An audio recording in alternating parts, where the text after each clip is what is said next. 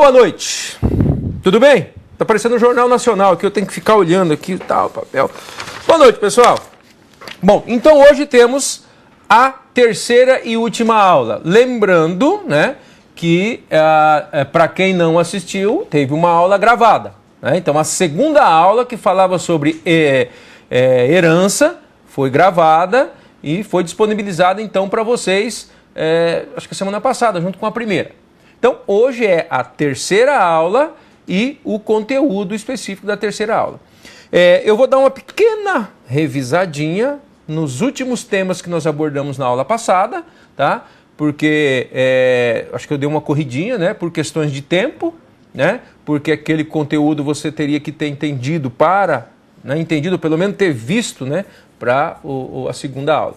Então eu vou dar uma pequena revisadinha sobre construtores, né? Método, e a gente vai entrar no tema dessa aula, que é, joga para mim lá na tela. Então o tema dessa aula é, próximo slides, vamos lá. O tema dessa aula é como criar associações entre classes, né? Então, assim como o DER, né? Da mesma forma que você faz relacionamento entre tabelas no DER, sabem o que é DER, né, pessoal? Diagrama de entidade e relacionamento, que vocês viram lá com o professor Roberto, né? Da mesma maneira que eu faço relacionamento entre entidades ou entre tabelas do banco de dados, eu também faço relacionamento com classes em programação orientada a objeto. Então nós vamos ver como é que a gente implementa o relacionamento entre classes.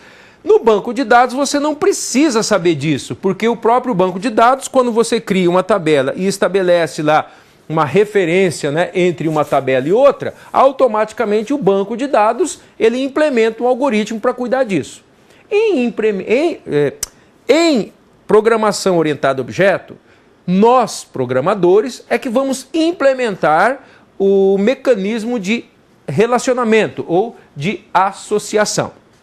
Beleza? Bom, nós vamos continuar, né, naquele diagrama que nós temos, que é esse cara aí, não é isso? Nós temos esse diagrama aí, temos o diagrama, o diagrama de classe lá, temos classe pessoa, temos classe professor, classe aluno, turma, beleza? Bom, nós já aprendemos a criar uma classe. Deixa eu pegar uma outra cor aqui. Nós aprendemos a criar uma classe, tá aqui, né? Na primeira aula nós aprendemos a criar a classe pessoa, né? Seus atributos, entendemos o que é um atributo privado, porque ele é privado. Nós sabemos que um atributo privado somente a classe tem acesso, os objetos não disponibilizam isso. Vimos também como é que a gente cria os acessos para os atributos privados e por que criar acesso a atributos privados, né? Porque, lembram, eu disse que toda classe ela é responsável pelos dados que ela carrega. Se ela é responsável pelos dados que ela carrega, ou seja, se eu vou criar esta classe com esta filosofia, então eu tenho que garantir de alguma maneira que os dados que estarão dentro dela são íntegros, são verdadeiros, são confiáveis. E para isso, então, eu preciso criar um mecanismo que nós vimos na aula passada, chamado de encapsulamento. O que quer dizer encapsulamento? Encapsulamento é envolver, proteger os dados que essa classe carrega. De alguma maneira eu tenho que proteger. E nós vimos na aula passada que o mecanismo criado para proteger esses dados foram métodos públicos ou propriedades públicas. Muito bem, e na última aula, então, nós aprendemos a criar este tipo de relacionamento, ou este tipo de associação, que é a associação de herança. Ou seja, eu estou herdando, né? Eu estou herdando, quer dizer, todas estas classes aqui estão herdando todas as características que esta classe aqui tem. Então nós vimos que esta classe aqui é a classe pai, não é isso? Ou superclasse. Superclasse, não é isso? É a superclasse ou a classe pai. E nós vimos que essas classes aqui embaixo são as classes filhas, não é isso? Filhas. Filhas, acho que está certo. Filhas. Ou também chamadas de derivadas, né? Classes derivadas. Então, as classes derivadas são as classes que derivam de outra, né? Então, essa classe aqui derivou ou herdou dessa classe e assim por diante. Então, foram termos que nós utilizamos na aula passada. Então, nós aprendemos como é que a gente criava herança. E dentro da herança, vimos como é que a gente criava a sobrescrita de um método e vimos, então, acontecer o polimorfismo. Vimos o que é o polimorfismo. Então, isso é uma pequena revisãozinha que nós vimos da aula passada. Hoje, nós vamos entender... Limpa o quadro para mim, faz favor, que eu sou meio preguiçoso. Vai dar uma limpadinha. Então, olha só. Nós vamos aprender hoje como é que a gente cria estes relacionamentos aqui, ó. E garante as associações. Vamos ver o que é isso aqui, né? Como é que a gente implementa isso aqui, que na realidade não faz muita diferença na implantação, na codificação. Então nós vamos aprender como é que nós fazemos, como que a gente cria estas associações aqui, certo? Ou estes relacionamentos aqui, certo? E vamos entender como é que a gente cria como é que a gente mantém a integridade da multiplicidade ou da cardinalidade, que é o que nós aprendemos lá, né, em banco de dados. Então, o que nós vamos aprender hoje é como estabelecer essa... Então, nós vimos como é que cria como é que cria uma tabela, como é que eu herdo essas como é que eu herdo classe uma da outra. Agora eu vou aprender como é que se associa, como é que eu crio estes associamentos aqui, estas associações aqui. Beleza? É isso que nós vamos ver. Introduzido o conteúdo para vocês, vamos ao que interessa, que é a prática que nos interessa, né? Como é que a gente faz isso, tá? Então, eu vou pegar um ganchinho depois e falar um pouco mais sobre construtores. Beleza? Então, nós vamos criar aqui um projetinho e eu vou criar, então, algumas classes e vamos ver como é que a gente faz a associação entre elas. Para eu não perder muito tempo, o que eu vou fazer? Eu vou abrir um projeto da aula passada, que eu já tenho uma herança, tudo prontinho, e vou criar as outras classes para estabelecer uma associação, beleza? Então, eu vou criar um projeto aqui. Vamos lá, olho no notebook. Deixa eu ver aqui. Deixa eu ver se eu vou criar um novo ou se eu vou abrir o que já estava lá. Deixa eu ver. Vamos abrir esse cara aqui. Deixa eu só ver que nós temos então classe pessoa. E depois, deixa eu só ver aqui, pessoal. Tá aqui. Essa aqui é a primeira aula. Eu quero da segunda aula, que é a aula 2. Que não está aqui. Vamos criar um novo. Vamos criar um projeto novo. Ó. Bom, deixa eu começar de novo. Professor, você foi muito rápido. Vou beber uma aguinha com bastante calma. Peraí. Muita calma nessa hora. Vamos de gavar. Então vamos lá. Vou criar um projeto novo. File ou filé lá em cima, né? New Project. Então, em Visual C Sharp, Windows, aí eu vou aqui do lado das templates, vou escolher Windows Form Application e vou dar um nome para o meu projeto. Vou chamar de Aula 3. Pronto. Deixa eu só achar aqui o lugar onde nós estamos gravando. Deixa eu colocar esse cara aqui no lugar para a gente não se perder. Tá aqui, tá ali já. Deixa eu ver. Aula 2 aqui, vou pôr aula 3 aqui. Aula 3, está lá, ok. Beleza. Bom, como é que se cria uma classe? Então já vamos pegar um gancho já. Então eu vou criar aqui uma classe. Isso eu vou fazer não muito lento, mas também não vou correr muito, porque isso é uma revisão da aula passada. Então vou criar uma nova classe, certo? Então olha lá. Vou clicar com o botão direito sobre o meu projeto, chamado Aula 3. Olha só, botão direito. Seleciona a opção ADD. E no meu menu já aparece a opção Class. Se o de vocês não aparecer, vai lá em New Item. né? Seleciona Visual Studio, já deverá estar selecionado, seleciona a opção Code, né? E vai aparecer aqui, ó, Class. E aí então vamos dar um nome para a nossa classe. A nossa classe vai se chamar Pessoa. Aliás, vamos fazer diferente. Vamos, para a gente não perder muito tempo, né? Joga para mim o slide na tela lá, só para a gente... Ah lá. Então nós vamos criar essa classe aqui, ó. Para a gente não perder muito tempo, né? Senão eu vou criar a classe pessoa e blá, blá, blá, blá. Então eu vou criar aqui, ó, deixa eu ver aqui, eu vou criar esta classe. Vou criar a classe turma, beleza? E depois eu vou criar a classe curso. Beleza? Então eu vou criar a classe turma e a classe curso. E percebam vocês que existe então um relacionamento entre a classe turma e a classe curso. E existe aqui uma multiplicidade e que nós vamos então entender como é que eu crio isso dentro do Visual Studio. Perfeito? Então eu vou criar a classe turma e depois a classe curso. Então, explicado, vou criar então a classe turma. Então vamos lá. Então eu vou dar o nome da minha classe de turma. Professor, por que não vai criar a classe pessoa? Acabei de explicar, meu. Vamos ganhar tempo. Classe turma. Então tá lá a minha classe turma. Perfeito. Quais são os atributos que tem na minha classe turma?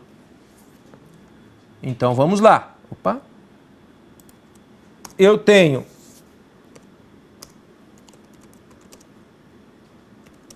ID turma. Perfeito? ID turma. Eu tenho, deixa eu ver aqui no meu diagrama se eu estou conseguindo enxergar. Eu tenho o ID turma, tenho, acho que o nome da turma, ou descrição, né?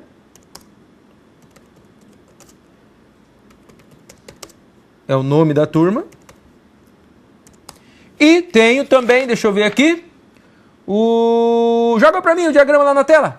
Jogo rápido. Aí, velho. Nome e horário. Beleza? Então eu vou colocar aqui. Date, time, horário. Beleza? Horário. Horário. Vamos colocar esse horário aqui, sendo... Vou colocar date time mesmo, vamos lá. Date time, horário. Beleza? Deixa eu ver, tem mais. Bom, e o outro é ID, curso e nome. Então volta para o notebook, estamos lá. Bom, vou criar agora uma outra classe. Então a minha classe está aqui. Ah, professor, espera aí. Você criou todos os atributos privados. O que nós temos que fazer aqui, pessoal? Criar mecanismos de acesso a esses atributos, porque eles são privados. Sendo privados, eu preciso publicá-los. Como é que se publica? Lembra? Preciso criar propriedades públicas para dar acesso aos meus atributos privados. Pessoal, eu estou usando aqui o Zoom. Se tiver muito pouco, aí vocês jogam uma mensagem na tela para dizer se está muito pouco, tem que dar mais um ou menos um, tá? Bom, então eu vou criar propriedades públicas. Como é que se cria propriedades públicas no C#? Então, se é pública, começa com o escopo de visibilidade, publish. Vou criar uma propriedade para ler e gravar no atributo ID turma. Então, vou criar uma propriedade do tipo int. Então, propriedade do tipo int. Essa propriedade tem que ter um nome. Que nome eu vou dar para ela? Se esta propriedade vai dar acesso de leitura e gravação ao atributo ID turma, então eu vou dar o mesmo nome que tem lá no atributo, eu vou dar para a minha propriedade, com a diferença que eu vou colocar a primeira letra maiúscula. Só isso. Beleza? Bom, e agora eu tenho que fazer o quê? Eu tenho que criar um mecanismo que vai fazer a leitura e que vai fazer a gravação dos dados naquele atributo. Certo? Então eu vou dar um Enter aqui, vou abrir chaves. Certo? Bom, quais são os dois mecanismos da propriedade que vai fazer a leitura e ou a gravação no atributo? Um mecanismo é chamado de GET. O que quer dizer GET? Get significa pegar. Então, quando alguém solicitar dados desse atributo, ele vai disparar o método get. E o método get, aí eu abro chaves aqui e escrevo aqui dentro o que é que ele vai fazer. O método get vai fazer o quê? Eu vou mandar ele dar um return do meu atributo ID turma. Então eu vou escrever ID turma, ponto e vírgula. Professor, você não vai colocar nenhuma regra aqui de validação para fazer um encapsulamento, como você falou aula passada? Olha, eu não vou colocar por questões de tempo, né? Mas alguns aqui a gente pode colocar. Tá bom? Só para que a gente ganhar um tempo, porque isso aqui nós já vimos na aula passada. Então eu vou deixar para vocês implementarem, ok? E o outro mecanismo da propriedade é o mecanismo chamado set. Quando eu tentar colocar ou gravar dados nesta propriedade, o que ele vai fazer? Vai verificar o que o método set faz. Então abro, fecho chaves e vejo o que eu quero que ele faça aqui dentro. O que é que eu desejo que o comando, o método set da propriedade ID produto, ID turma vai fazer. O que eu quero que ele faça? Eu quero que ele faça o seguinte: dentro de ID turma, você grava o valor que alguém estiver tentando passar para a propriedade ID turma. Entenderam isso? Lembraram disso, pessoal? Então é assim que funciona, né? Como é que eu crio? Publish é a mesma assinatura, só que um é private, o outro é publish. Aqui a primeira letra é minúscula, aqui a primeira letra é maiúscula. Professor, mas tem que ser sempre assim? A primeira maiúscula me disse, não funciona? Não tem nada a ver. Eu poderia dar o nome dessa propriedade aqui de xxxx. Ela ia funcionar do mesmo jeito. O que determina para onde esse valor vai ou de onde esse valor vem é o que você escreve aqui, ó. Tá? Então, quando eu tentar gravar na propriedade xxx, ele vai verificar o método set, que é o método de gravação. Faz o que então? Pega o valor que eu estou tentando gravar e grava no ID turma. Então perceba que esse nome aqui, ele não tem nada a ver diretamente com o funcionamento dos métodos get e set. Agora, eu recomendo que o nome deste atributo, desta propriedade, seja o mesmo nome deste atributo, por questões práticas. Senão, como é que eu vou saber? O xxx está gravando e está lendo de onde? Significa o quê? Então, por isso é que eu coloco o mesmo nome que está lá, coloco aqui. Mas eu não posso deixar o mesmo nome porque vai dar problema. Então, eu simplesmente coloco a primeira letra maiúscula para fazer diferença. Tranquilo? Bom, vou fazer a mesma coisa. Aqui tem o sinalzinho de menos, tá vendo? Do lado da propriedade, vou fechar ele só para ficar mais organizadinho, tá vendo? Beleza? Bom, mas eu também ensinei vocês... Deixa eu tomar um golinho d'água, peraí. Mas eu ensinei vocês também na aula passada que o Visual Studio, ele cria as propriedades automaticamente para a gente. Como que se faz isso? Bom, a propriedade ID turma eu já criei. Vou criar a propriedade para o nome agora. Como é que eu faço? Clico com o botão direito sobre o nome aqui, ó. Aí vai abrir um menuzinho, você escolhe no menuzinho que abriu a opção Refactor. Aí você vai vir no outro menuzinho que ele vai abrir e vai ter uma opção chamada assim, ó, Encapsulate Field. Ou seja, criar o encapsulamento, criar a propriedade. Então você clica nesse cara aqui, né? Vai abrir uma telinha, né? Onde ele fala lá Encapsulate Field. O field é o atributo, tá? Field é o atributo, o campo da classe. Então ele fala que ele vai, o nome do atributo é esse aqui e o nome da propriedade é esse. Perceba que o próprio Visual Studio já pega o mesmo nome que está no atributo e usa como nome da propriedade, só mudando a primeira letra. Então já é um padrão do Visual Studio. Então ele já está sugerindo que para este atributo, o nome da propriedade vai ser esse. Mantenho, perfeito. Não mexo em nada, só dou um clique no botão OK. Aí ele vai criar para mim, olha aqui, a propriedade nome. Tá vendo aqui, ó? Então eu tenho a propriedade nome, tendo o método get, executando o comando return do atributo nome, e o método set, atribuindo o valor que estão passando para ela ao atributo nome. Tranquilo, pessoal? Então isso foi o que nós vimos na aula passada. Bom, agora eu vou fazer o do horário. Mesma coisa, ó, botão direito, Refactor, Encapsulate Field, tá lá, ó, mesma coisinha e dou um OK. Tá aí, ó. Eu só fecho o sinalzinho de menos e tá tudo organizadinho aqui, tá? A única coisa que eu vou fazer é só pegar aqui, ó, esse cara aqui e vou arrastar para cá para ficar os atributos lá em cima e as propriedades aqui embaixo, ó. Só por isso, só. Isso aqui é mania de velho. Eu gosto de deixar assim separadinho. Beleza?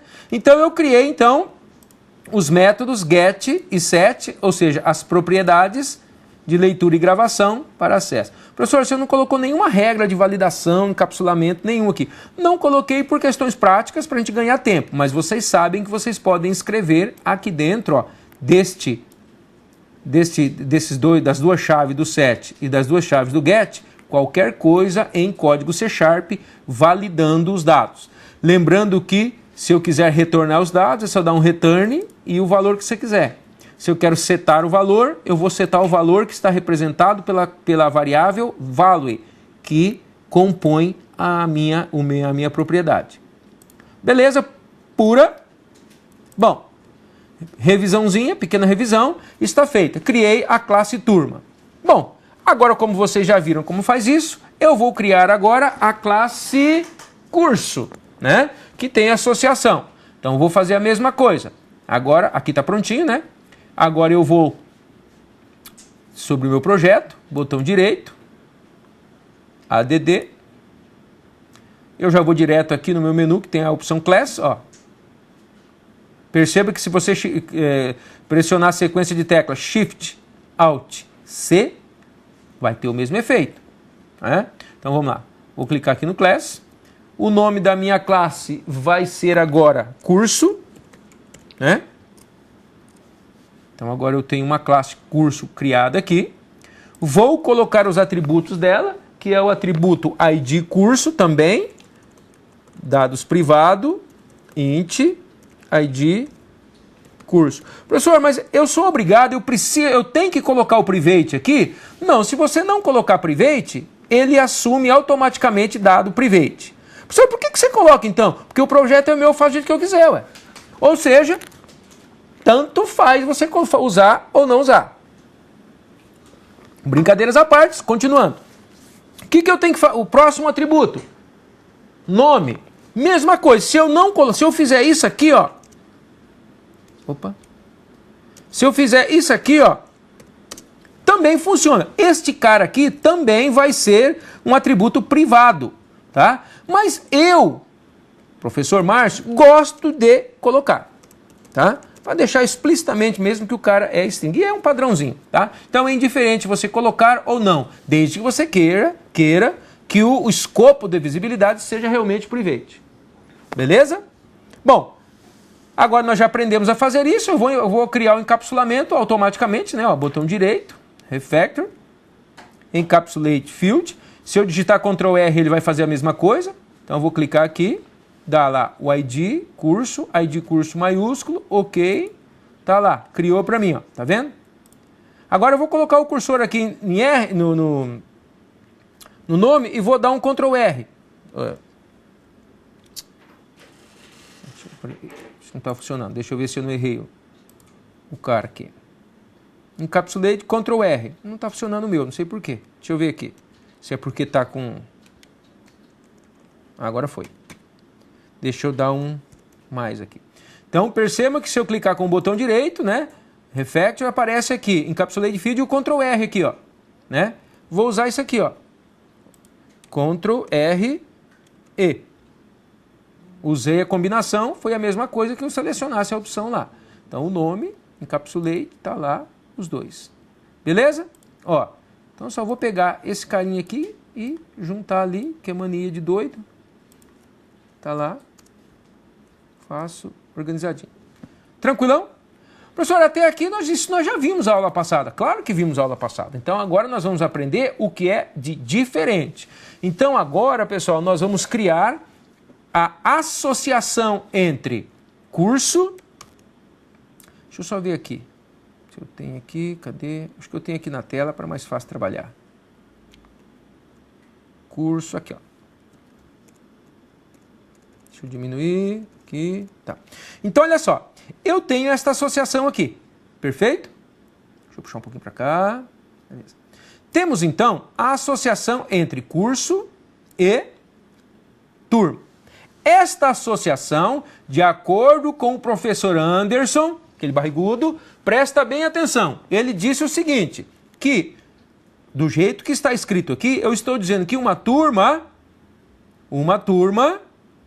está dentro de um curso, pertence a um curso. Um curso pode ter nenhuma ou muitas turmas, perfeito? Então, o curso de ADS pode ter a turma 1, turma 2, turma 3, turma 4, turma 5. Mas a turma 1 pertence a um único específico curso. Então, é isso que está escrito aqui. Não estou inventando moda. Está escrito, de acordo com o diagrama de classe, que você planejou, projetou, de acordo com a sua análise, com o seu levantamento de requisitos, com o seu estudo de caso, com tudo aquilo que você fez que envolve a construção de um software, você modelou o teu sistema dizendo que uma turma, ela está contida num curso. E um curso contém várias turmas. É isso que está escrito aqui. Perfeito? Bom, professor, como é que eu vou representar isso aqui agora? Bom, pessoal, presta bem atenção no que o tio vai falar para você poder entender isso. Dentro de um curso, aqui está dizendo que este curso, ele possui várias turmas. Tá? Estão pedindo para falar mais de Gavar. Vou falar mais de Gavarzinho, só que eu não posso falar de Gavar demais, senão não dá tempo, tá? Estou bebendo água aqui. Quando eu faço esse barulhinho e esse silêncio, é porque eu estou bebendo água. Então tá, o pessoal está pedindo para eu falar um pouco mais lento. Vou falar mais lento, só que eu também não posso ir muito lento, tá? Então vamos lá. Este diagrama aqui, ele está dizendo que dentro de um curso eu tenho várias turmas. Não é assim? Não é isso que está escrito? Então aqui a minha multiplicidade diz que um curso, ele tem 0 ou muitas turmas. Não é isso? Então, um curso... Deixa eu diminuir um pouquinho aqui. Opa. Então, ele está dizendo que um curso... deixa eu acertar aqui, ajustar aqui para ficar bem legal na tela. Aí, agora sim. Então, ele está dizendo que um curso, ele tem nenhuma ou várias turmas. É o que está escrito aqui. E ele está dizendo também daqui para lá que uma turma está contida em um curso. Ela deve, é obrigatório. O mínimo é 1 e no máximo é 1. Não é isso que está escrito? Não é isso que o professor Anderson explicou? Ou a professora Poliana, não me lembro. Então, é isso que está escrito aí. Bom, agora eu, na programação, preciso garantir isto. Eu tenho que garantir esta integridade que está modelada no meu sistema. Perfeito? Bebi uma aguinha, tá, pessoal? Vou falar para a Libras aqui, a hora que eu estiver bebendo água, ela vai falar para vocês, tá? Então, a hora que ela veio bebendo água aqui, ela vai falar, o professor está bebendo água, por isso que ele está quietinho. Beleza? Bom, como professor, que nós, via código C#, vou garantir isso que está modelado aqui. Pessoal, se um diagrama de classe, você fizer isso aqui, em uma programação ou em uma determinada linguagem de programação, você não tiver condição de garantir essa integridade, então não adianta nada modelar um sistema. Eu preciso modelar o sistema, programar o meu sistema, respeitando aquilo que foi programado, planejado. Bom, então eu vou começar implementando o relacionamento por turmas. Tá, então eu vou lá na minha classe turma e vou colocar uma característica de um cara lá dentro que vai representar esse relacionamento. Bom, então vamos entender que uma turma, ela está contida em uma turma. Logo, eu preciso ter dentro da classe turma alguma coisa que faça referência a qual curso esta turma pertence. Beleza? Então eu tenho na minha classe turma, eu tenho um atributo ID, um atributo nome, um atributo horário. Mas qual destes atributos representa ou identifica a qual curso esta turma pertence? Não existe nenhum. Não existe nenhum. Então, nós vamos criar um atributo aqui dentro que vai representar a instância do curso que esta turma pertence.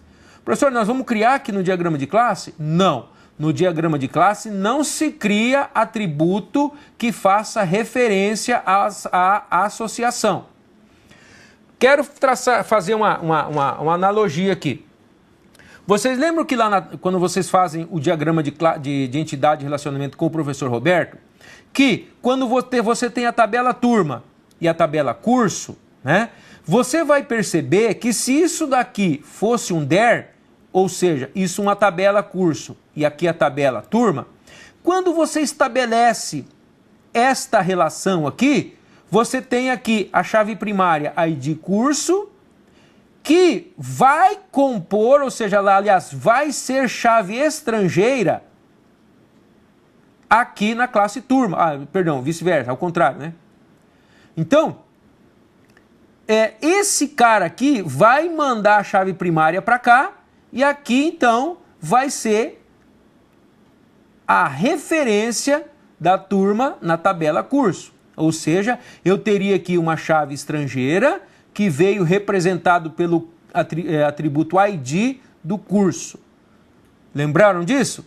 Então, em banco de dados, quando eu estabeleço um relacionamento entre uma tabela e outra, automaticamente o que é chave primária de uma tabela vai como chave estrangeira de uma outra. Não estou ensinando banco de dados, tá, pessoal? Estou apenas utilizando o conhecimento adquirido para vocês entenderem que a relação é bem parecida. Bom, só que em diagrama de classe, em programação orientada a objeto, não existe, pessoal, chave primária e não existe chave estrangeira. Entenderam bem? Não vai falar para todo mundo que o professor falou que dá para eu criar chave primária e chave estrangeira aqui em programação orientada a objeto. Bebi água. Então, aqui dentro está implicitamente dizendo que existe um atributo que representa o objeto curso. E esse atributo que não existe aqui, mas de acordo com a interpretação do diagrama de classe, está implícito que aqui vai existir um atributo que representa o relacionamento com a classe turma, que em banco de dados seria a minha foreign key, ou a chave estrangeira, e que não tem nada a ver com orientação a objeto. Não é chave estrangeira. Aqui vai ser um atributo que representa a classe curso. Professor, mas é chave estrangeira. Se você quiser entender assim, entenda, mas jamais diga que é uma chave estrangeira em orientação a objeto. Você pode utilizar isso como referência, mas não é o termo correto. Beleza? Então eu vou criar um atributo aqui que representa a classe curso dentro da classe turma. Só que não no diagrama de classe. Agora eu vou para o Visual Studio e vou criar lá. Ó. Voltei para o Visual Studio. Bom, então eu vou dentro da classe turma, vamos lá, dentro da classe turma, e aqui dentro eu vou criar um atributo associando, como se fosse uma chave estrangeira, mas não é, insisto aqui só para fazer a referência, para vocês entenderem melhor.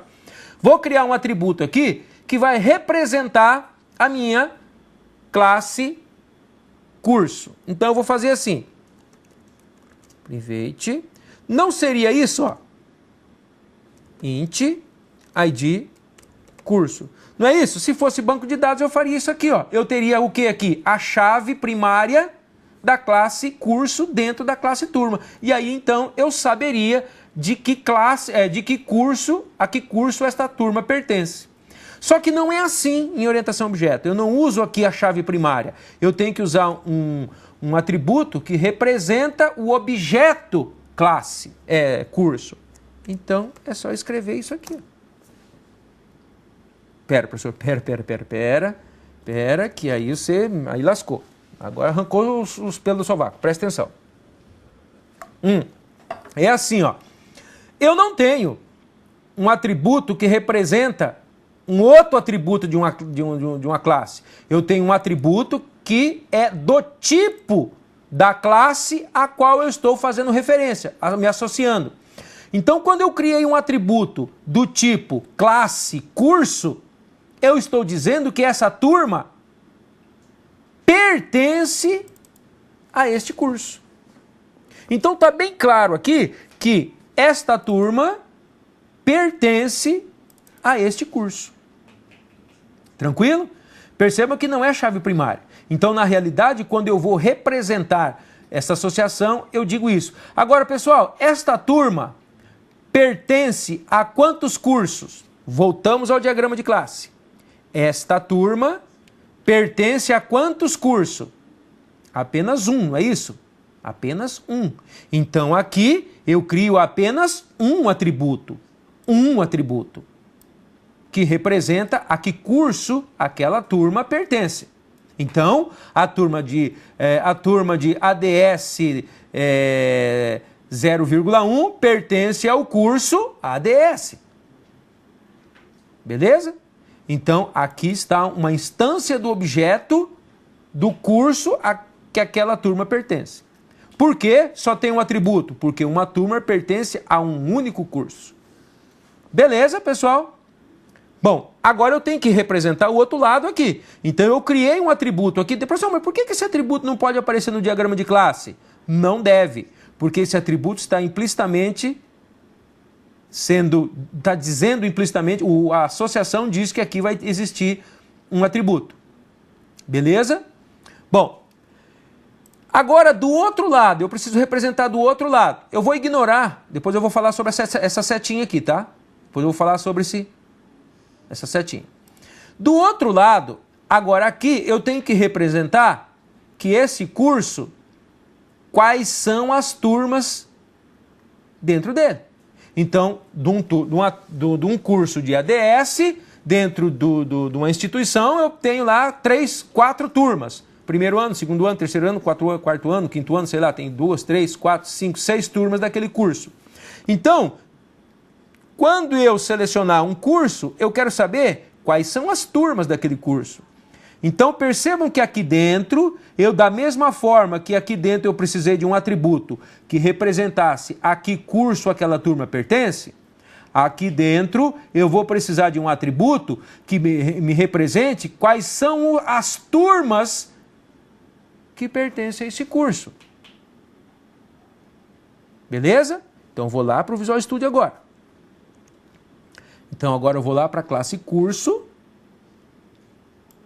e aqui agora eu preciso criar um atributo que represente todas as turmas que possuem nesse curso. Então eu tenho que criar aqui uma lista de todas as turmas que pertencem a este curso. Bom, então nós já sabemos que o atributo que eu tenho que criar aqui é do tipo turma. Não é isso, ó? Turmas. Então, aqui dentro desse atributo turmas, deverá ter todas as turmas que pertencem a esse curso. Professor, mas isso aqui é um atributo só. Como é que eu vou ter aqui, por exemplo, no curso de ADS, tem 4 turmas. Como é que eu vou representar? Vou colocar 4 atributos aqui assim, professor? Ó. Turma 1, turma 2, turma 3? Não, de jeito nenhum. Nunca não faça uma coisa dessa. Tá? Não é assim que vai funcionar. Eu vou ter um único atributo que representa todas as turmas daquele curso. Bom, pessoal, agora vem conhecimento de C#. Bebendo água, peraí. Eu preciso ter um único atributo ou uma única variável que possa armazenar mais que um único valor. Bom, se eu declarar ela como int, eu só posso guardar um tipo de dado, números, e um único valor.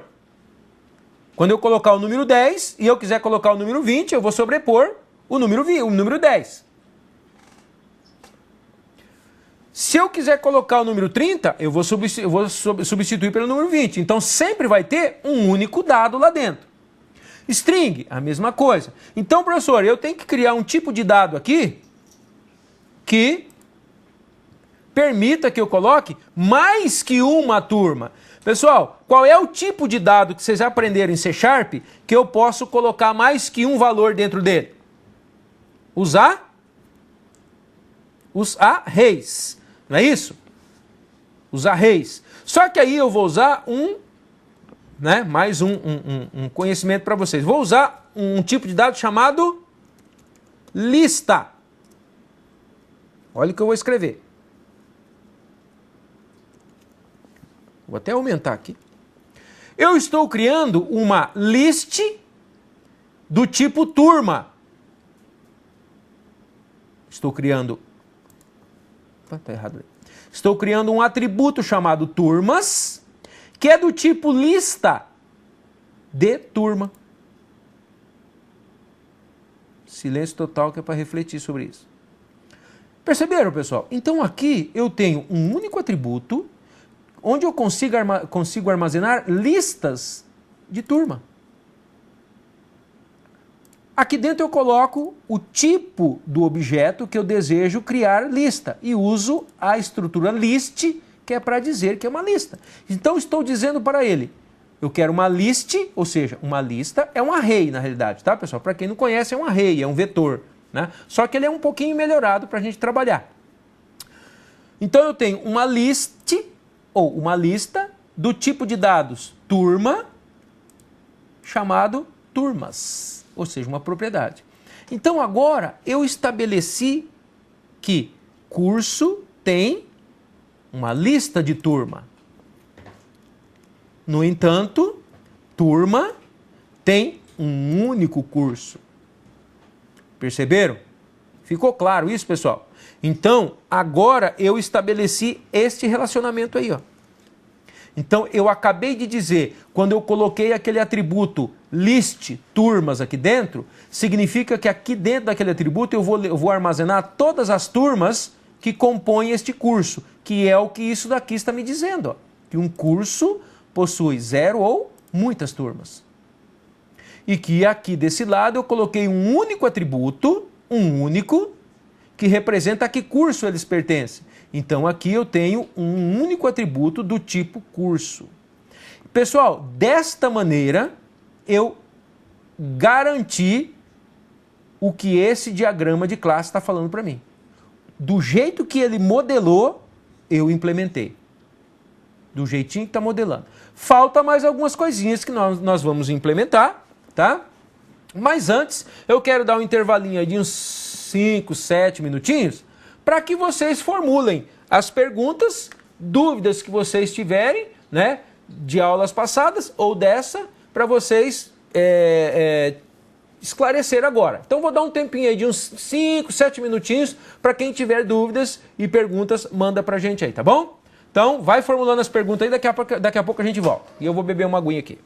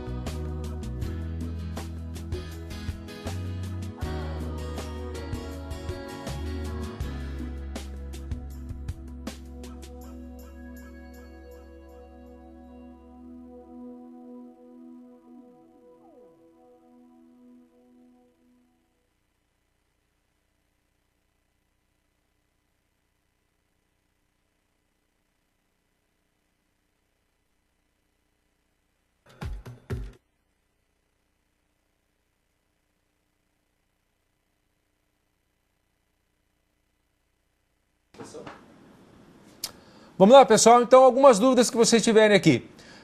Estão pedindo aqui para eu revisar sobre herança. Vamos falar um pouquinho sobre herança, tá?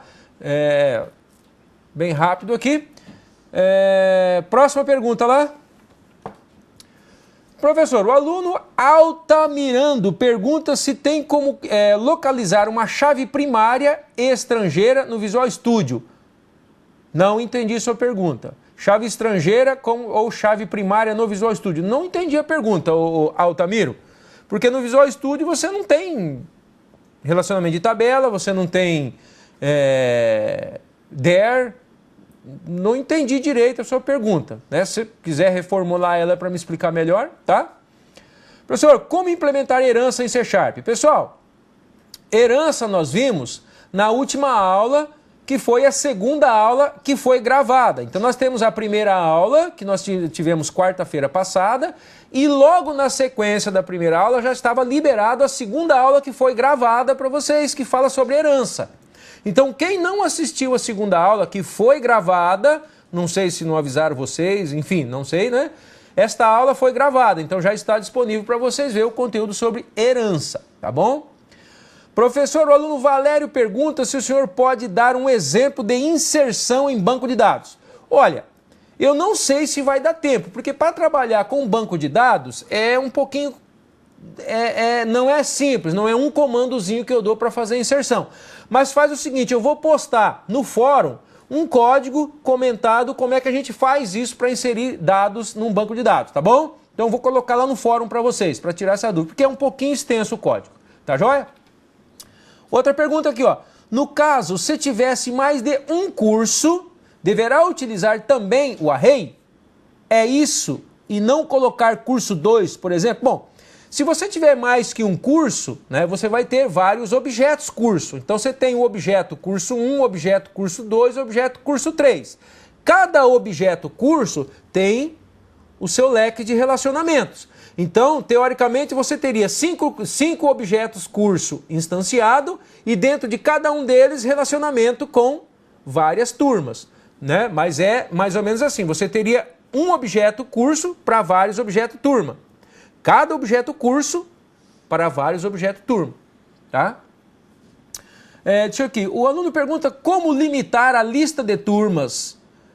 Mostrar apenas 3, sendo o relacionamento... Ah, tá. Aí seria a pergunta dele é como é que a gente faz para garantir a multiplicidade? Nós vamos ver como é que a gente faz isso aqui, tá? Como é que a gente garante a multiplicidade? Por exemplo, turma só pode pertencer a um curso. E digamos que eu tivesse uma restrição mais ou menos assim, que curso só pode ter 5 turmas. Então aí a gente pode até ver isso também, como é que a gente faz para validar quantas turmas pode ter um curso, tá bom?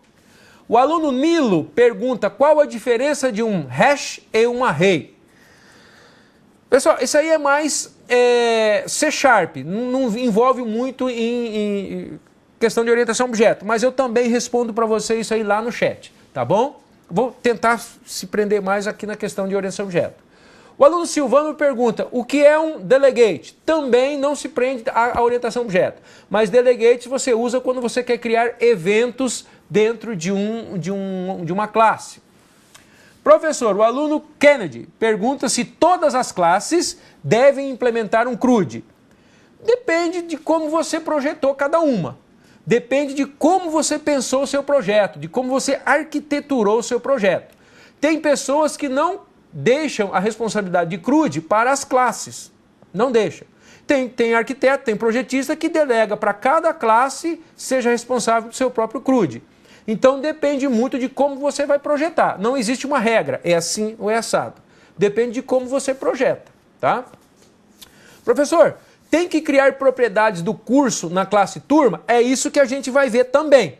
Nós vamos ter que encapsular isso. Então, ele pergunta, professor, eu tenho que criar propriedade para os atributos de relacionamento?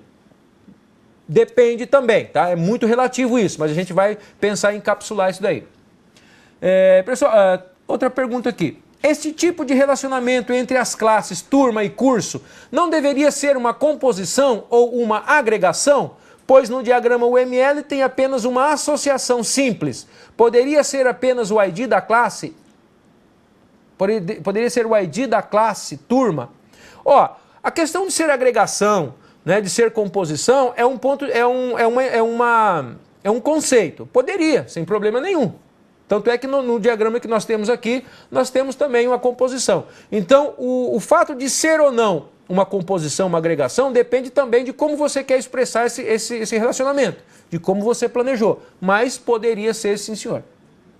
A turma de Irecê está pedindo esclarecimento sobre polimorfismo e sobrecarga. Não sei se vai dar, pessoal, falar sobre polimorfismo e sobrecarga agora, tá? Mas também me cobrem isso no chat, que aí eu passo isso via fórum para vocês, né? Falar sobre polimorfismo e sobrecarga, tá bom? Bom, pessoal, vamos continuar então? Chegamos ao fim. Deixa eu tomar mais uma golinha d'água. Beleza. Bom, então nós terminamos aqui, né, o nosso primeiro bloco aqui, dizendo que já está existindo esse relacionamento aqui. O que falta eu garantir agora é a multiplicidade dentro, né? A multiplicidade aqui dentro dessa turma e a multiplicidade aqui, certo? Significa que dentro de turma eu posso ter, dentro de curso eu posso ter um curso sem nenhuma turma ou com muitas turmas. No entanto, dentro da classe turma eu tenho que garantir que ela esteja associada a um curso. Então nós vamos criar e tratar dessa multiplicidade aqui. Bom, então vamos começar por turma. Turma está dizendo o seguinte, que esta turma pertence a um curso. Ela é obrigada. Se existe uma turma instanciada, tem que existir o relacionamento entre cursos. Então agora nós vamos aprender como é que eu garanto a multiplicidade no relacionamento. Beleza?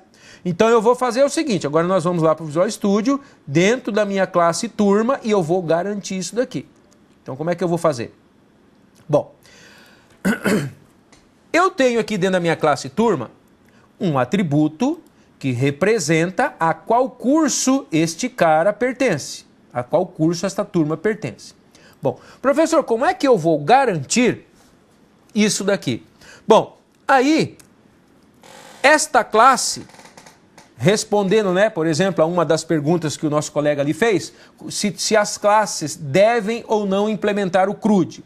Então, se a sua classe ela implementa um CRUD, então provavelmente ela vai ter um método que vai salvar este objeto. Correto? Então eu vou ter um método aqui chamado salvar. Se este método aqui chamado salvar existe para salvar estes dados que estão aqui dentro do banco de dados, dentro de um arquivo texto, dentro de um arquivo XML, enfim, não importa onde ele vai salvar. No momento de salvar este objeto, eu tenho que garantir que este atributo tenha um objeto instanciado lá. Para eu instanciar esse objeto, então eu tenho que fazer o quê? Se ele é private, eu preciso publicar. Preciso criar uma propriedade pública para ele. Perfeito? Então, vou clicar com o botão direito aqui, Refactor, Encapsulate Field. Ele vai dar o nome aqui, curso 1. Perceba que, olha só a curiosidade. Eu coloquei o nome do meu atributo, curso, com letra maiúscula. Quando ele criou a propriedade, ele continuou criando a propriedade com o nome curso, porém colocou 1 na frente. Isso aqui eu não quero para mim. Eu não quero manter isso aqui, curso 1, curso 2. Eu vou cancelar, né? E vou então aqui mudar o atributo de curso com letra minúscula para curso com letra minúscula, para que quando ele crie a propriedade pública, ele crie com o nome certo, né? Então eu vou lá de novo, ó, botão direito, Refactor, Encapsulate Field, agora ele criou bonitinho, ó. Né? Dou um OK. Pronto. Quando eu fiz isso, né, ele criou então um atributo, uma propriedade chamada curso, que tem também os métodos get e set. Beleza? Professor, por que ele criou internal aqui e não publish? Né? Internal é quando ele cria um atributo aqui do tipo, né, tipo complexo, ele vai determinar como interno, porque ele entende que essa classe só existe aqui dentro. E se nós olharmos, olha só, a classe curso, eu vou lá para a definição da classe curso, eu estou dentro da classe turma, não estou? Eu vou lá dentro da definição da classe curso. Eu vou na classe curso e diz para mim, pessoal, qual é o escopo de visibilidade da classe curso. Quando não tem nada, ele é private. Então, pessoal, pensa aqui comigo. Se ele é private, esta classe só vai estar visível dentro do meu projeto aula 3. Quando eu tenho um tipo de dado que só é visível dentro do meu próprio projeto e eu crio um atributo desse tipo, ele entende o quê? Que é interno. O escopo de visibilidade interno diz que essa classe ela é visível para todas as outras classes que estão dentro do projeto aula 3. Se você, por alguma razão, importasse o projeto aula 3 para dentro de um projeto chamado aula 5, esta classe aqui não estaria visível para ela, porque ela é private. Entenderam? Por que que lá ficou interno? Interno só vai funcionar dentro do aula 3. Se eu quero disponibilizar uma classe para fora do meu projeto, porque em .NET isso é possível, né? Eu tenho que declarar ela como publish. Como eu não declarei, ele ficou interno. Então, eu vou declarar como publish ou como private, de acordo com a necessidade, o projeto e o planejamento do seu projeto. Se dentro do meu projeto, aula 3, eu quero tudo que for declarado dentro dela, seja público para qualquer outro projeto, então eu coloco publish. Se eu não quero, eu não coloco nada. Automaticamente, ela é declarada como private. Só que, quando eu uso uma referência dela para criar... Quando eu uso uma referência desta classe dentro do meu projeto, automaticamente... deixa eu voltar. Aqui. Espera aí que agora eu já desfiz o que não era para desfazer. Aqui.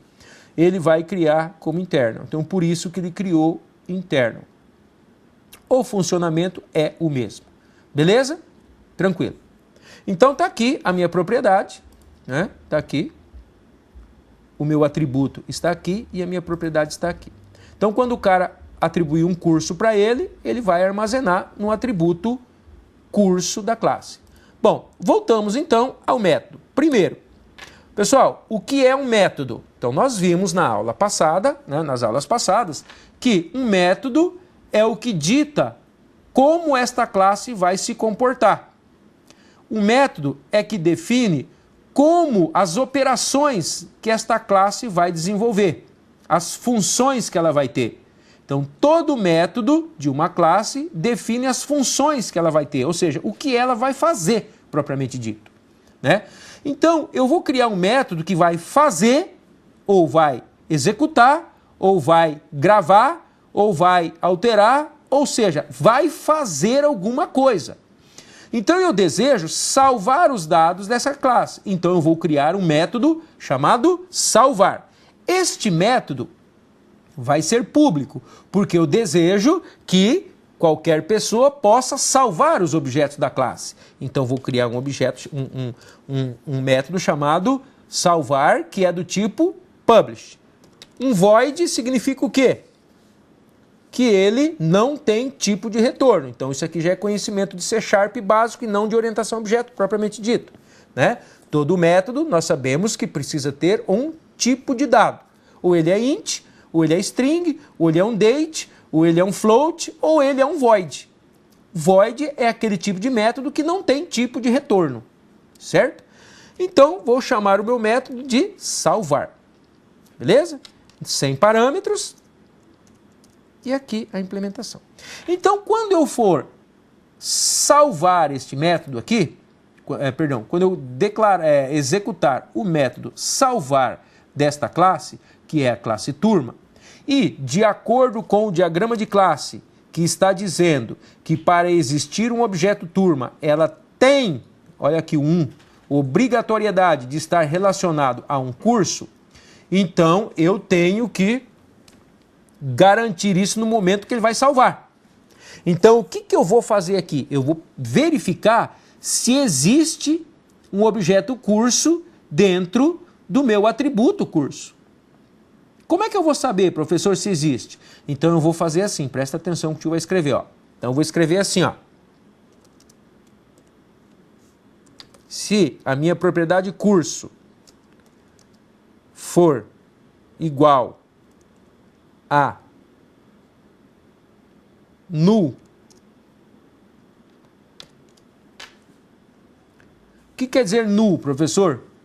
Null é quando você não atribuiu nada para dentro desse cara. Ou seja, ele está um void. Ele não tem nada, você não colocou nada. Dentro, significa que dentro do atributo curso não tem nada, está vazio. Então, quando eu faço esse teste, if curso igual a null, ele vai não gravar. Então, só vou colocar um comentário aqui, ó. Ele não grava os dados. Else faz o quê? Grava os dados. Professor, por que você já não faz a rotina para gravar aqui? Porque nós já fizemos isso na aula passada, lembra disso? Nós já fizemos isso na aula passada, então o objetivo aqui é mostrar o funcionamento. Eu só vou criar uma variável aqui só para ele, né? Ó.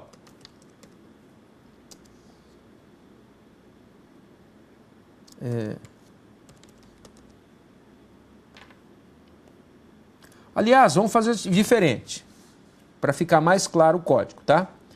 No lugar de eu criar um método salvar do tipo void, eu vou criar ele do tipo booleano. Este método vai responder se deu certo a salvação, né, a gravação dos dados ou não. Então, eu vou escrever isso aqui. Vamos lá. Eu vou falar que se o curso for igual a null, ele não vai gravar os dados e vai dar um return falso. Se for igual a null. Se não for igual a null, é porque tem alguma coisa lá dentro. E esse alguma coisa só pode ser um objeto do tipo curso que tem lá dentro. Então, eu vou gravar os dados e retornar true. Beleza? Professor, eu não entendi direito esse negócio. Dá para explicar melhor? Vou explicar de novo, não tem problema. O que eu estou fazendo aqui? Em algum momento dentro da minha classe, turma, eu preciso verificar se existe um curso associado a ela. Ou seja, se existe um objeto curso associado a ela. Professor, o que é um objeto? É quando você instancia um objeto de uma classe. Professor, o que é instanciar? Nós vimos isso na aula passada, na segunda aula que foi gravada, sobre instância de objeto. Como é que a gente... na primeira aula, né? Como é que se instancia um objeto, né? Então, o que em algum momento dentro dessa classe eu preciso verificar esta integridade aqui, ó, que está dizendo aqui que uma turma obrigatoriamente, por causa desta multiplicidade, está me dizendo que para que exista um objeto turma instanciado no momento de salvar, né, eu tenho que ter obrigatoriamente, ela tem que estar relacionado a um curso. E como é que eu faço isso? Nós sabemos que na classe turma eu tenho um atributo curso que representa o relacionamento entre curso e turma. E na minha multiplicidade está dizendo que turma é obrigada a estar relacionada a um curso. Logo, eu entendo que neste atributo eu tenho que ter a instância de um objeto curso. Então, em algum momento eu tenho que verificar isso. Em que momento eu vou verificar? Eu decidi verificar essa integridade no momento que o cara for salvar este objeto em algum lugar. Se é no curso, eu não vou escrever comandos de banco de dados aqui, tá? Por ser extensos. Tá? Mas aqui eu poderia estar, por exemplo, gravar os dados, montando o comando insert, conectando um banco de dados, coletando os dados que estão dentro da classe, montando o insert e enviando para o banco, gravou, tranquilo. Por quê? Porque eu verifiquei que os dados de curso, que o atributo curso, nesse caso, não está nulo. Então, eu gravo os dados e digo, ó, ok, retornei true. Caso o atributo da classe que eu criei para representar a associação esteja nulo, ou seja, o cara não associou, não informou a que curso esta turma pertence. Então, no momento que eu verifico se o atributo curso é igual a nulo, eu estou constatando que o cara não atribuiu para o atributo curso a qual curso essa turma pertence. Então, eu não gravo os dados e retorno um valor falso. Tranquilo? É assim que eu defino a integridade que o meu diagrama está pedindo. Beber água, peraí. Beleza? Então, com esse teste que eu fiz aqui, ó, isso que eu fiz, eu garanti esta multiplicidade aqui, ó. Tranquilo? Entendi, professor. Bom, então agora nós vamos lá do outro lado. Nós vamos aqui do outro lado, né? Agora eu preciso garantir o que aqui dentro de curso? Que tipo de garantia eu vou dar aqui no curso? A integridade pede o quê? Que para existir um curso, eu sou obrigado a ter uma turma associada a ele? Pela multiplicidade do meu projeto, não. Porque ele está dizendo que eu posso ter um curso com 0 turmas ou muitas turmas. Então, aqui eu não vou ter preocupação de validar nada. Porque pode existir nada ou pode ter muitas turmas aqui dentro. Então, aqui dentro não existiria. Mas e se, professor, se aqui, né, fosse isso, ó, 1 e 5? Vamos imaginar. Ué, professor, pode existir esse tipo de associação? Naturalmente que sim. Né? Eu posso dizer no meu diagrama, no meu projeto, que cada curso tem que ter 1 e no máximo 5 turmas. Isso é um tipo de multiplicidade que, quando você faz o projeto, quando você faz o planejamento, você determina. Né? Agora, do jeito que estava antes, não. Aqui dentro eu não tenho que validar nada. Eu não tenho que validar se ele tem ou não. Né? Então, aqui dentro da classe turma, da classe curso, né? Digamos que eu tivesse aqui, então, né? Ó, um método salvar também. Então, vou criar um método salvar aqui, ó. Publish, bool, salvar. Né? Então, para eu salvar, para mim gravar os dados de um curso, eu já tenho que ter uma turma associada a ele aqui? Se eu olhar no meu diagrama, não. Pelo diagrama de classe, quem projetou falou que não. Ó. Você pode criar todos os cursos e depois, com 0 turmas, e depois você pode associar quantas você quiser. Então, aqui dentro, eu não preciso colocar nenhum C, nem nada, para verificar nada. Por quê? Porque a minha multiplicidade está dizendo que não.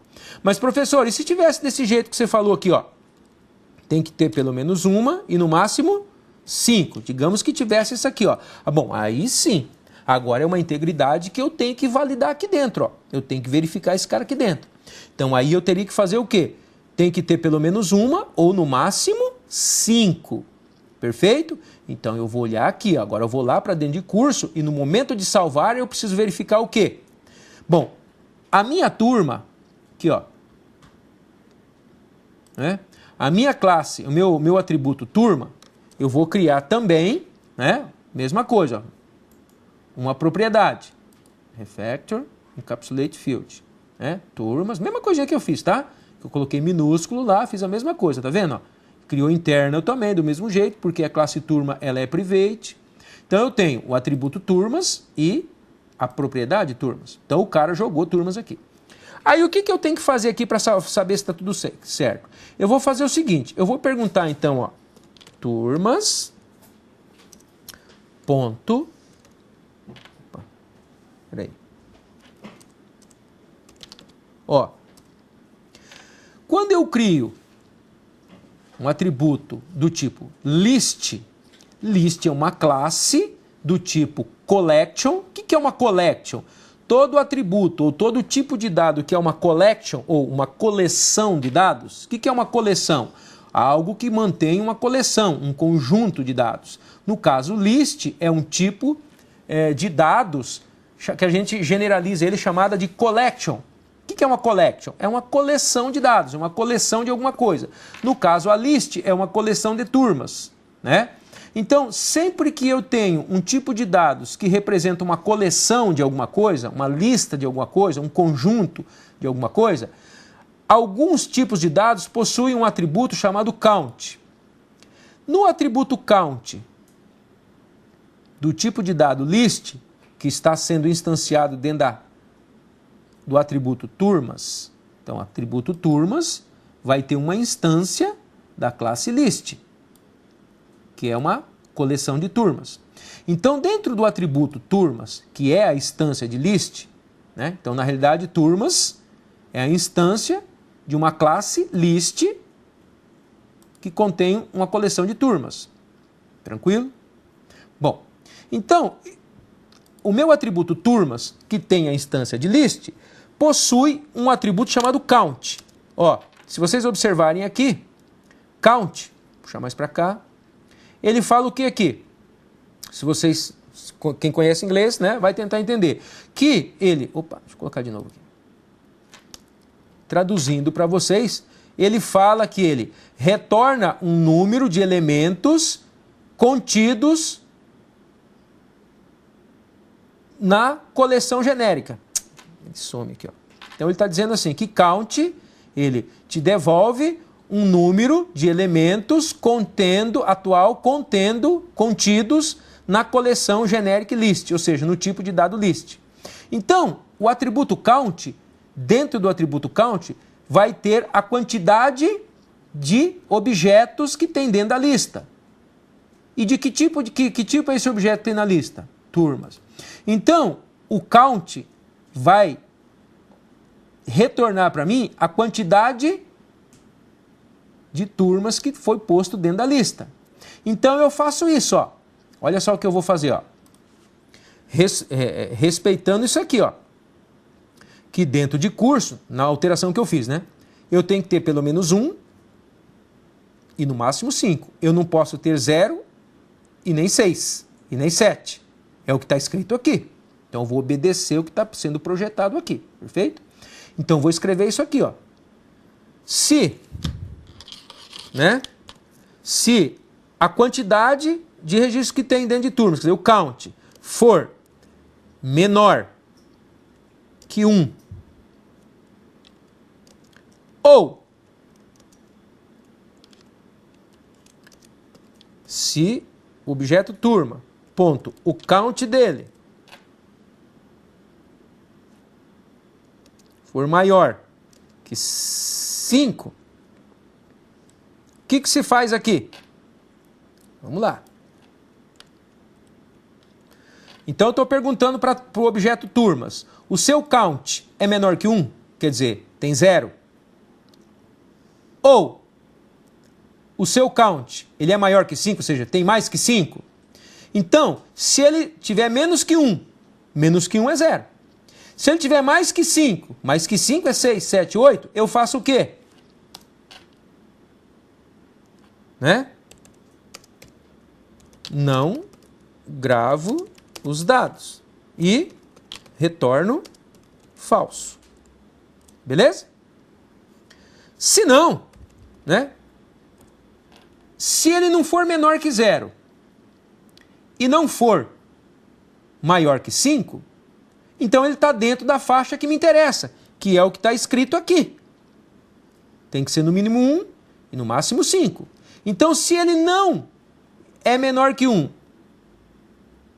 ou ele não é maior que 5, então ele está dentro da faixa. Então eu faço o quê? Gravo os dados, né? E dou um return true. Beleza? Tranquilo? Então, para eu garantir isso daqui, veja que eu alterei só para dar um exemplo. O exemplo que estava 0 e asterisco, não precisava ter nenhuma validação, né? Então você não precisava escrever nada lá. Como eu alterei para a gente fazer o teste, então aqui eu tenho que fazer isso aqui. Então eu estou escrevendo dentro do método salvar aquela integridade referencial que está lá da associação das classes. Então eu verifico se dentro da lista, se tiver menor que 1, né, tem menor que 1? Não, ele tem 3. Opa, então passou. Ele tem maior que 5? Não, ele tem 3. Então, se essa condição aqui for aceita, ele vai negar a gravação. Se essa condição aqui for rejeitada, ou seja, não for menor que 1 e nem maior que 5, então ele vai gravar os dados. Então isso aqui é lógica de C# aplicada ao princípio da programação orientada a objeto. Então, desta forma, pessoal, eu garanti esta associação aqui. Então, para relembrar, toda vez que você for fazer associação entre duas classes, dois objetos, quando você vai implementar, o lado do objeto que representa o asterisco, né, que é um muitos, eu vou ter que utilizar um tipo de dado que representa uma coleção de dados. Quais são os tipos de dados em C# que são coleções de dados? Arrays, list, dicionários, enumerables, que mais? Enfim, qualquer tipo de dados que tenha essa característica de array, de lista, são coleções de dados. Então, quando eu quero representar uma associação de muitos, ou seja, esta classe, curso, pode ter muitas turmas, então o atributo que vai representar essas muitas associações tem que ser uma coleção de dados. Pode ser um list, pode ser um array. E do outro lado, eu quero representar uma única associação, no caso de turmas que pertencem a um curso. Então ali eu vou criar um único atributo que representa uma única associação, que na realidade é o atributo que representa o objeto do outro lado. Beleza, pessoal? Bom, pessoal, era isso aí que eu tinha que falar para vocês. O nosso tempo está acabando, né? Aliás, já acabou, né? Nosso tempo já acabou. Era isso que eu tinha que falar para vocês. Então, a orientação a objeto, ela, quando você faz o seu diagrama de classe, você não quando você vai implementar, muitos alunos que eles fazem, pega o diagrama de classe, joga do lado, senta na frente da ferramenta e escreve programas, nem prestando atenção no seu diagrama de classe, por exemplo. Então o diagrama de classe diz para você exatamente como você tem que programar orientado a objeto. Então você precisa entender o seu diagrama de classe para converter o seu diagrama de classe em códigos Java, C#, Delphi, PHP, qualquer linguagem que seja orientada a objeto. Então você vai conseguir replicar o que foi projetado em código propriamente dito, que é o seu produto final. Beleza? Então é isso que eu tinha que falar para vocês. Pessoal, nos fóruns, se vocês tiverem alguma dúvida sobre a implementação, então vocês podem publicar no fórum e aí, na medida que a gente vai lendo, eu vou publicando os códigos. Tá? Aí eu coloco lá, isso que você quer fazer vai ser assim, isso que você quer fazer é assado. Aí a gente vai colocando os arquivos lá e mais material para vocês ir dando uma olhada lá. Beleza, pessoal? O fórum não está no ar, está sim, eu abri ele hoje. Tá? Eu não consegui abrir, teve uns problemas aí, a gente não conseguiu abrir, tá? O fórum antes, tal, enfim. Mas o fórum já está no ar, está aberto sim, tá? Para quem, se não tiver aberto, tá com problema ainda, mas já fiz o procedimento para abrir os fóruns. Beleza, pessoal? Então a gente se vê no chat atividade, se vocês não tiverem prova hoje, né? Então, pessoal, se a gente não se vê mais, né? Aliás, vamos nos ver novamente aí no seminário. Um grande abraço a todos vocês. Tá? Espero ter ajudado a vocês a esclarecer algumas dúvidas das implementações. Tchau, pessoal. Um grande abraço.